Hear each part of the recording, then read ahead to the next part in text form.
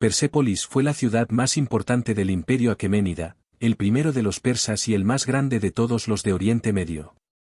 Una enorme urbe que llegó a alcanzar los 125 kilómetros cuadrados de extensión, preparada para imponer a los súbditos, atemorizar al enemigo, y durar a lo largo de los siglos, dejando patente su histórica relevancia. Una ciudad en la que los palacios se contaban por decenas, los majestuosos edificios se levantaban en cada esquina y que, a pesar de todo, encontraría un terrible final. Solo 2 siglos después de su fundación por Darío I el Grande en el año 520 a.C., llegaría Alejandro Magno dispuesto a arrasar con ella. Hoy, pasear por sus ruinas, es adentrarte en un mundo fascinante repleto de detalles que hacen volar la imaginación. La suerte de poder, 2500 años después de su época de esplendor, conocer lo que queda de ella, se debe en gran parte a que Persépolis quedó abandonada durante siglos, dejando que el polvo y la arena la cubrieran en su totalidad.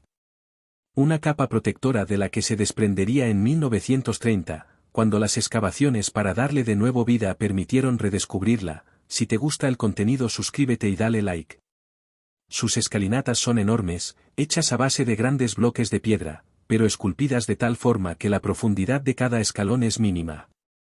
Para que cuando los grandes mandatarios llegaran desde todos los rincones del imperio para rendir pleitesía, y pagar sus tributos, al rey, sus largos y elegantes ropajes lucieran majestuosos.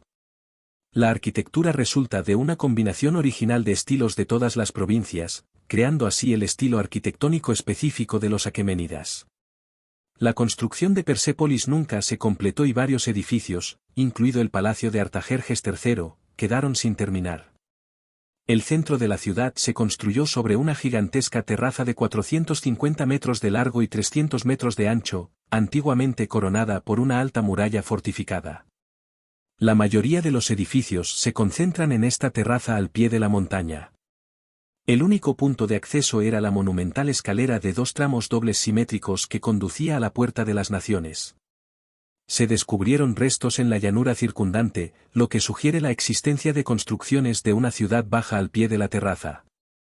Es posible que estos edificios fueran utilizados para albergar a sacerdotes y una guarnición de soldados. La característica principal de la arquitectura de Persépolis son sus columnas, que estaban hechas de madera. Todas las piezas de carpintería fueron realizadas con cedro del Líbano o teca de la India. Solo cuando el tamaño de los árboles no era suficiente, los arquitectos recurrieron a la piedra. La piedra caliza gris es el principal material utilizado en la construcción del resto de la ciudad. Todos los tejados estaban cubiertos con una capa de tierra que servía de aislamiento contra el calor.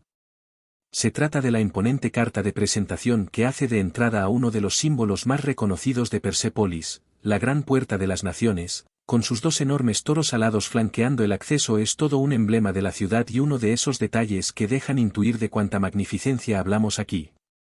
Lo que queda de sus relieves, presentes en muros, escaleras y columnas, te ilustrará sobre qué acontecimientos sucedieron en la ciudad en el pasado. La elegancia de cada uno de ellos, labrados con absoluta perfección y repletos de bellos detalles, te dejan claro que no fueron realizados por esclavos, sino por miles de brillantes artistas y artesanos que llegaron hasta aquí desde los lugares más recónditos del imperio persa. El palacio Upedane, mandado a levantar por Jerjes I, uno de los 3 monarcas que gobernaron Persépolis.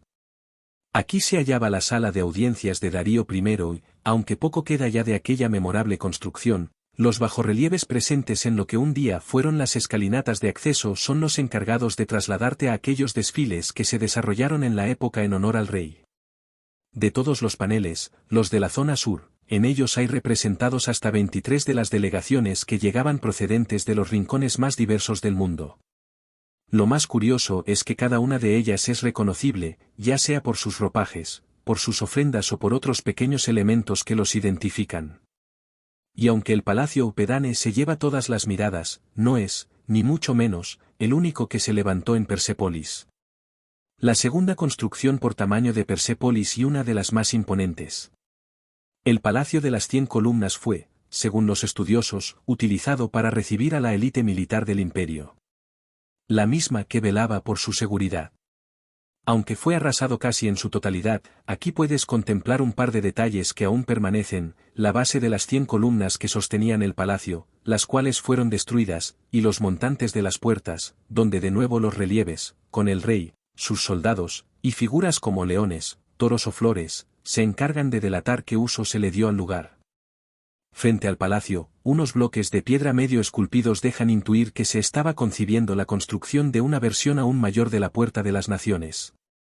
La puerta inacabada, se le nombró. Cuando Alejandro Magno llegó a Persépolis y arrasó con todo, necesitó de 3000 camellos para cargar con todos los bienes y riquezas que expolió a la ciudad.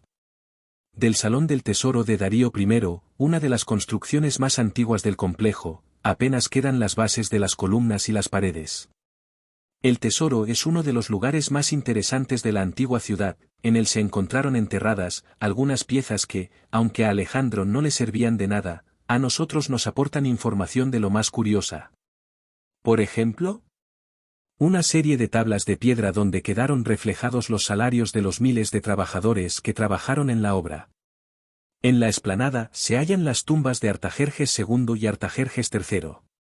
Excavadas directamente en la roca del monte, las vistas que se obtienen desde ellas te permitirán entender la inmensidad y grandeza de Persépolis, la ciudad que un día fue el centro del mundo. Persépolis estaba naturalmente protegida por su ubicación en el corazón del imperio aqueménida, por lo que no contaba con fuertes defensas. Además, la posición al pie de la montaña representa un punto débil debido a la ligera diferencia de altura hacia el este, entre la terraza y el suelo. Este lado también estaba protegido por una muralla y torres. En enero de 330, Alejandro Magno entró en la ciudad, que se rindió sin oponer resistencia.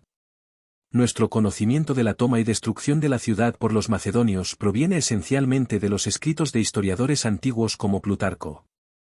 Algunas pruebas arqueológicas corroboran sus afirmaciones, pero se cuestiona su versión de la destrucción de Persépolis.